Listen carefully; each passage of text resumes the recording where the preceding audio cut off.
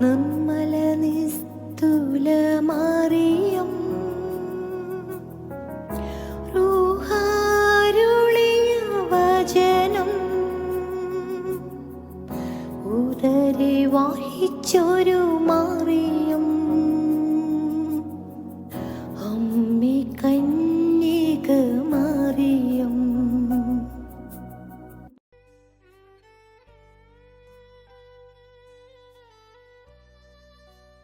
പ്രിയ ദൈവത്തിന് സ്തുതി. ഒരിക്കൽ ഒരു ഇന്റർനാഷണൽ സ്കൂളിലെ തോട്ടക്കാരൻ ആ സ്കൂളിലെ ധനികരുടെ മക്കളുടെ കൂടെ തൻ്റെ മകനെയും പഠിപ്പിക്കണമെന്ന് ആഗ്രഹിച്ച് മകനെ അവിടെ ചേർത്തു. പഠനത്തിലും പാഠ്യേതര വിഷയങ്ങളിലും ഒന്നാമതെത്തിയെങ്കിലും അവനെ എല്ലാവരും തോട്ടക്കാരന്റെ മകൻ എന്ന് വിളിച്ച് ആക്ഷേപിക്കാൻ തുടങ്ങി. ആ കുഞ്ഞ് ഏറെ സങ്കടത്തോടെ വീട്ടിൽ വന്ന് തൻ്റെ പിതാവിനോട് തൻ്റെ സങ്കടം പറഞ്ഞു. പിതാവാകട്ടെ അതിന് മറുപടി ഒന്നും പറഞ്ഞില്ല. എങ്കിലും 2 ചട്ടി കൊണ്ടുവന്ന് ഒന്ന് മകനെ ഏൽപ്പിക്കുകയും അതിൽ നദീതീരത്തു നിന്നും എക്കൽ നിറയ്ക്കാൻ ആവശ്യപ്പെടുകയും ചെയ്തു. പിതാവ് തോട്ടത്തിൽ നിന്ന് മണ്ണെടുത്ത് ഒരു ചട്ടിയിൽ നിറച്ചു. 2 ചട്ടിയിലും ഒരേ വിത്തുകൾ പാകി. എല്ലാ ദിവസവും രാവിലെ മകനോട് നദിയിലെ വെള്ളം കൊണ്ടുവന്ന് അത് നനയ്ക്കാൻ ആവശ്യപ്പെടുകയും പിതാവ് കിണറിലെ വെള്ളം കൊണ്ട് നനയ്ക്കുകയും ചെയ്തു.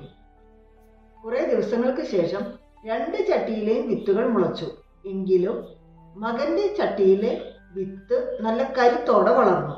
ഇത് കണ്ട് മകൻ പിതാവിനോട് ചോദിച്ചു, അപ്പം നമ്മൾ 2 പേരും ഒരേ വിത്താണ് പാകിയത്, പിന്നെ എങ്ങനെ എൻ്റെ ചട്ടിയിലെ വിത്ത് കരുത്തോടെ വളർന്നു?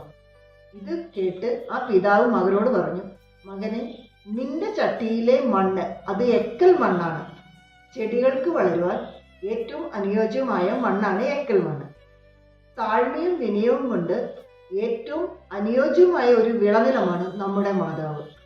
ആ വിളനിലത്തിൽ വളർന്ന ഒരു ഫലവൃക്ഷമാണ് നമ്മുടെ കർത്താവായ യേശു ക്രിസ്തു. വിതക്കാരൻ്റെ ഉപമയിൽ പറയുന്നു, വിതക്കാരൻ വിത്ത് വിതയ്ക്കാൻ പുറപ്പെട്ടു. വിത്ത് വിതച്ചപ്പോൾ ചിലത് വഴിയരികിൽ വീണു, ചിലത് മുള്ളിനടിയിൽ വീണു, ചിലത് പാറമേൽ വീണു. എന്നാൽ നല്ല നിലത്ത് വീണ വിത്താകട്ടെ 40, 60, 100 ഇരട്ടിയായി ഫലം കായ്ച്ചു എന്ന്. അങ്ങനെ നല്ല വിളനിലമാകുവാൻ ദൈവം നമുക്കിടയാക്കട്ടെ. ദൈവമേ, വചനം വിളയുന്ന നല്ല നിലങ്ങളാവാൻ ഞങ്ങളെ അനുഗ്രഹിക്കണമേ. ആമേൻ.